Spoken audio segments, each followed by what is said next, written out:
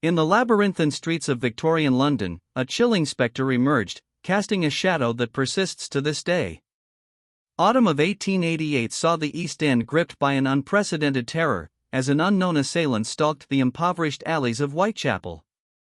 This figure, dubbed Jack the Ripper by the sensational press, became synonymous with brutality and evasion, his identity dissolving into the swirling fog of history.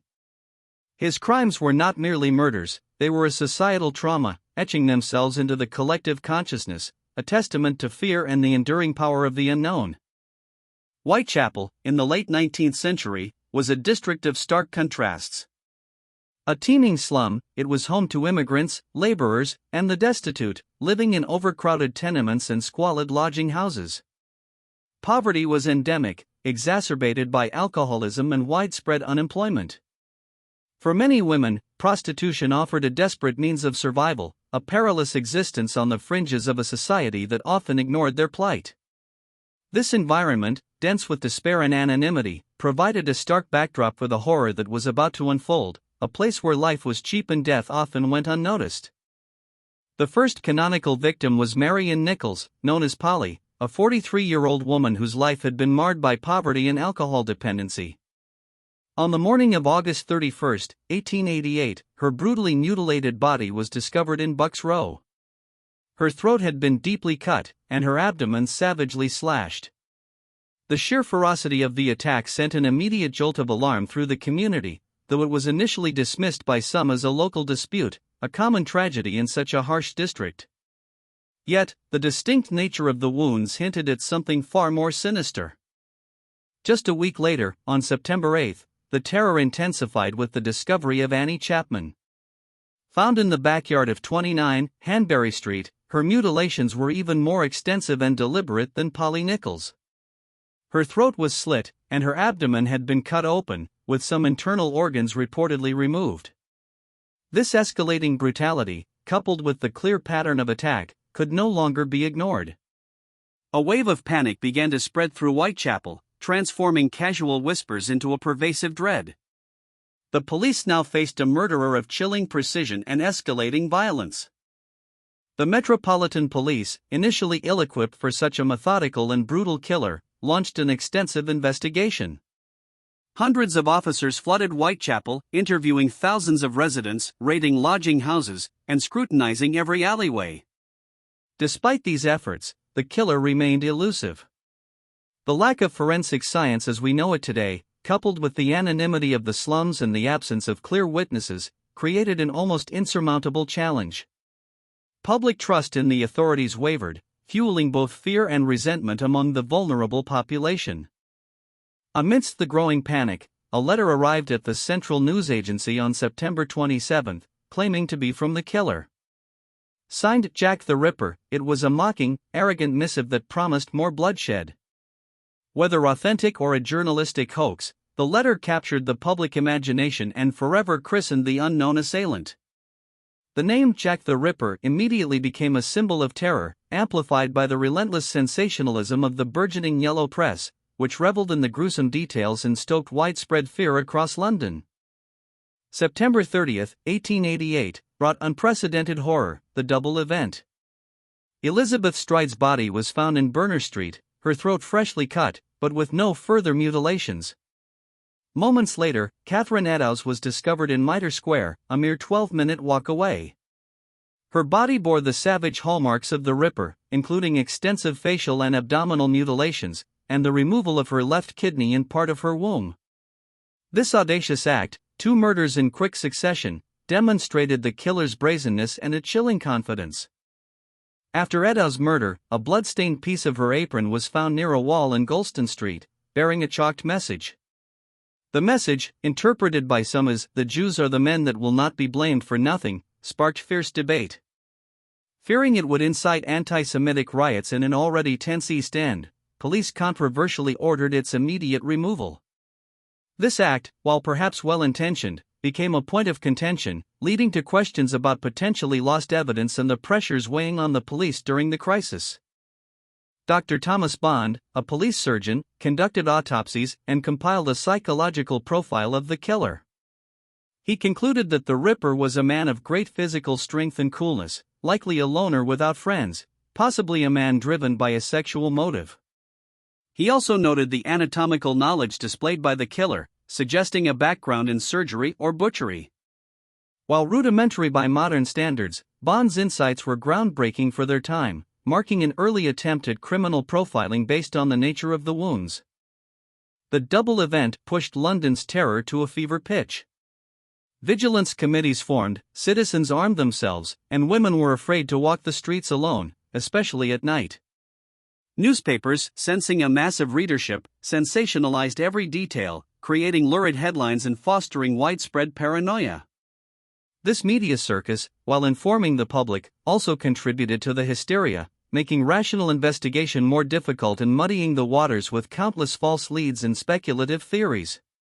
The killer became an urban legend in real time. On October 16, another gruesome package arrived, addressed to George Lusk of the Whitechapel Vigilance Committee. It contained half a human kidney, preserved in spirits, accompanied by a note chillingly signed from hell. The letter claimed the other half of the kidney had been fried and eaten by the sender. While its authenticity remains debated, some experts believe it could have been a medical student's prank. The From Hell letter intensified public fear, solidifying the Ripper's image as a monstrous, cannibalistic fiend. The organ was later identified as human and consistent with Eddowes' removed kidney. The horror reached its zenith with the murder of Mary Jane Kelly on November 9. At just 25, she was the youngest and the final canonical victim. Her body was found in her single room at 13 Miller's Court.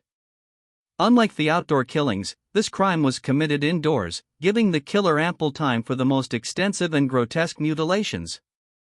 The scene was one of unimaginable savagery, suggesting a killer whose depravity knew no bounds.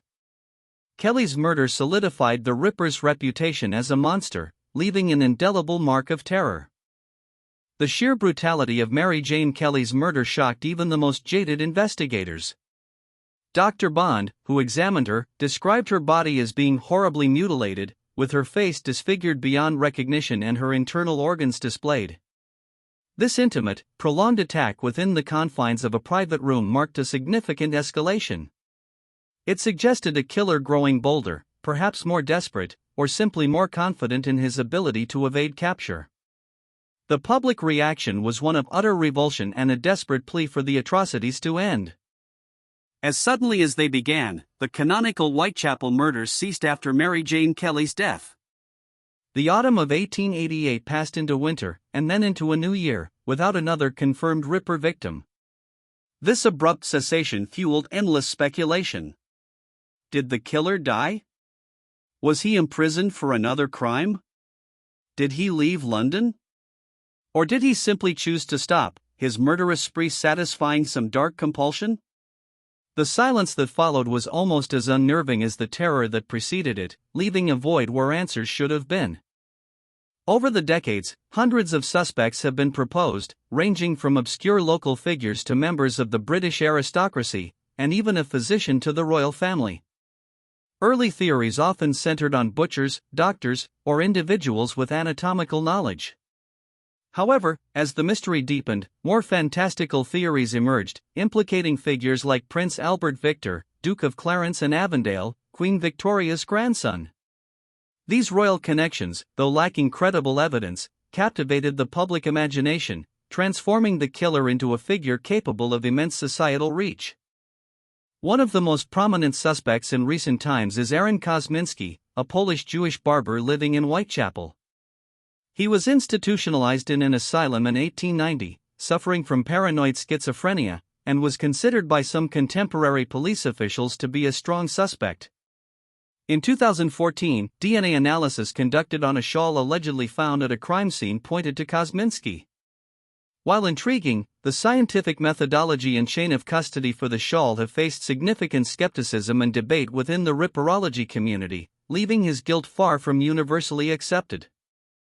Another often cited suspect is Montague John Druitt, a barrister whose body was found in the Thames shortly after Mary Jane Kelly's murder. He had been dismissed from his teaching position shortly before his death, which was ruled a suicide. Chief Constable Melville Macnaghten of Scotland Yard noted Druid as a strong suspect in 1894, citing his family's belief that he was insane. The convenient timing of his death coinciding with the cessation of the murders made him a compelling figure, yet definitive evidence linking him to the crimes remains elusive, relying heavily on circumstantial conjecture. George Chapman, whose real name was Suwarin Klasowski, a Polish immigrant who worked as a barber and surgeon's assistant in Whitechapel, also fell under suspicion. He was later convicted and executed for poisoning 3 of his wives. The police inspector who arrested him for the poisonings, Frederick Aberline, reportedly believed Chapman was the Ripper. His presence in Whitechapel during the murders, his medical knowledge, and his violent tendencies against women made him a plausible, albeit unproven, candidate in the eyes of many investigators and ripperologists alike. Jack the Ripper remains one of history's most enduring cold cases, a stark reminder of the limitations of 19th-century forensics and policing. The inability to identify the killer created a vacuum, filled over time by countless books, films, and documentaries, fueling an entire subculture known as ripperology.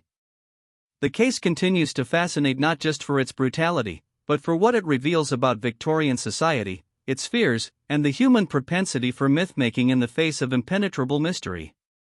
The Ripper's shadow stretches across more than a century, undiminished.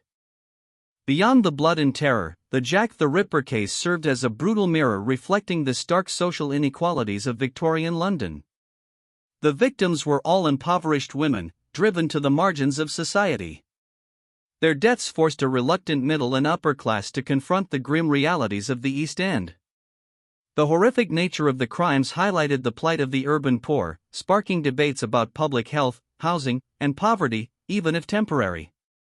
The Ripper, inadvertently, became a catalyst for a brief, uncomfortable spotlight on societal neglect. One of the most powerful elements of the Ripper myth is the killer's enduring anonymity.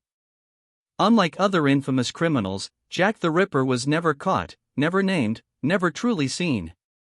This absence of identity allowed the public, and history itself, to project endless fears and theories onto the void. He became the ghost in the fog, a terrifying embodiment of the unknown that lurked in the dark corners of the modern metropolis. This faceless quality is arguably why the Ripper continues to haunt our imagination more than any other historical murderer. The investigation into Jack the Ripper was severely hampered by the primitive state of forensic science in 1888.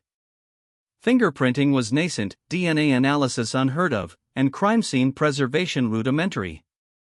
Evidence was often contaminated, testimony unreliable, and scientific tools non-existent. Without these modern methods, police relied heavily on witness accounts, which were often contradictory, and circumstantial evidence. This fundamental limitation meant that even a concerted effort struggled to connect the dots in a way that modern investigations might, leaving crucial clues unread or simply missed. The burgeoning penny press played an undeniable, and often destructive, role in the Ripper case. Editors quickly realized the public's hunger for gruesome details and sensationalized reports, leading to fierce competition for headlines. While this brought widespread attention to the Whitechapel horrors, it also spread misinformation, published misleading clues, and even fabricated letters from the killer, like the infamous Dear Boss letter. The media, in its relentless pursuit of sales, transformed a terrifying series of murders into a national spectacle, blurring the lines between news and entertainment. Over 130 years later, the fascination with Jack the Ripper shows no signs of waning. Each new theory, each re-examination of old evidence, revitalizes the debate. Historians, amateur sleuths, and scientists continue to pore over the limited facts, driven by the inherent human desire to solve puzzles and confront the darkest aspects of our history. The Ripper story endures because it's a perfect storm of elements, a compelling setting, brutal crimes, a vanished killer, and the chilling realization that some mysteries may simply never be solved, leaving us forever in the dark. While Jack the Ripper became a terrifying icon, it's vital to remember the 5 women whose lives were brutally extinguished. Marion Nichols, Annie Chapman, Elizabeth Stride, Catherine Eddowes, and Mary Jane Kelly were not just victims of the Ripper, they were individuals with families, struggles, and brief moments of joy in their harsh lives. Their stories are often overshadowed by the killer's myth, but recognizing their humanity reminds us of the true cost of these unspeakable acts. Their names deserve to be spoken not as footnotes, but as reminders of lives unjustly lost. Victorian London, often portrayed as a bastion of imperial power and progress, also harbored deep anxieties. The Ripper murders tapped into fears of social decay, moral degradation, and the unseen dangers lurking beneath the veneer of civility. The contrast between the prosperous West End and the squalid East End became glaringly apparent. The killer personified these societal fears, becoming a monster born of the very conditions that Victorian society had allowed to fester. The gaslit streets, already atmospheric, now pulsated with a new, terrifying energy. The Ripper's modus operandi, while evolving, displayed certain chilling consistencies. All victims were prostitutes, murdered at night, typically in secluded public or semi-public spaces, with Mary Jane Kelly being the exception. The consistent pattern of throat-cutting and significant abdominal mutilations, often with the removal of organs, pointed to a killer with a distinct, evolving signature. This surgical precision, coupled with the brutal frenzy, suggested a complex, deeply disturbed individual, whose attacks became progressively more extreme. The psychological impact of the Ripper murders on Whitechapel, and indeed on London, was profound. It fostered a deep sense of vulnerability and mistrust. Everyday life became infused with fear, shadows lengthened, and every stranger was a potential threat. For the police, it was a humiliating failure, a stain on their reputation that spurred significant internal reforms in investigative techniques. The terror wasn't just physical, it was a psychological wound inflicted on an entire city, demonstrating how a single, elusive individual could paralyze a metropolis. The canonical 5 victims, Nichols, Chapman, Stride, Eddowes, and Kelly, are generally accepted due to the distinctive pattern of the attacks. However, several other murders from the period, such as that of Martha Tabram in August 1888, have been debated as potential Ripper victims. While Tabram's injuries were also brutal, they lacked the specific abdominal mutilations that became the Ripper's signature. Distinguishing the Ripper's crimes from the background noise of everyday violence in Victorian London is a crucial and often contested aspect of Ripperology. Even today, new theories emerge, often based on reinterpreting old evidence or introducing new, controversial claims.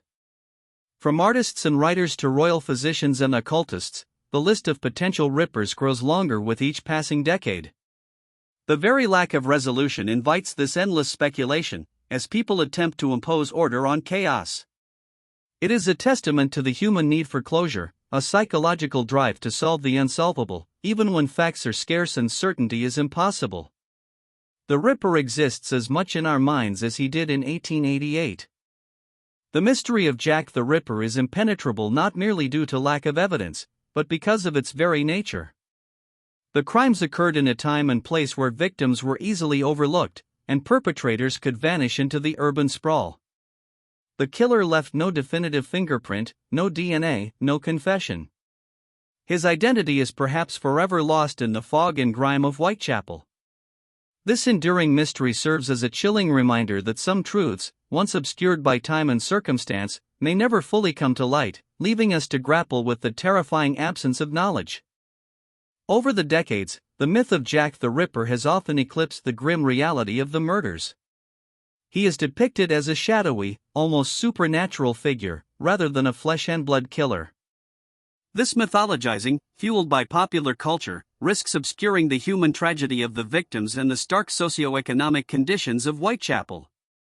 It transforms a brutal historical event into a thrilling, fictional narrative. To truly understand the Ripper, one must attempt to peel back these layers of myth, to confront the horror as it truly was, without the romanticism of the legend. The central question, who was Jack the Ripper, remains unanswered, an echo resonating through time. It speaks to our universal need for justice, for resolution, for understanding. The silence that followed the last canonical murder is deafening, leaving countless historians and enthusiasts forever locked in a quest that may be inherently futile. But perhaps it is this very futility, this enduring question mark over one of history's most gruesome episodes, that ensures Jack the Ripper will continue to haunt our imaginations, a chilling testament to crimes without end. Jack the Ripper is more than just a serial killer, he is a dark canvas onto which generations have projected their fears, their theories, and their fascination with the macabre. His story is a poignant intersection of crime, class, media, and the limitations of human knowledge. It is a tale of desperate lives, unsolved murders, and a city gripped by terror. As we close this chapter, the fog still clings to those Victorian streets, and the figure of Jack the Ripper still lurks, an eternal enigma, a silent judgment on a society that allowed such horrors to take root. The enduring mystery of Jack the Ripper serves as a powerful reminder of how much of our past remains undiscovered, how many questions unresolved. What are your thoughts on Jack the Ripper? Do you have a favorite theory, or do you believe his identity is forever lost? Share your insights in the comments below. If you found this journey into history's darkest corners compelling, please like this video, subscribe for more historical deep dives, and hit the notification bell. Join us next time as we explore another compelling untold story from the annals of history.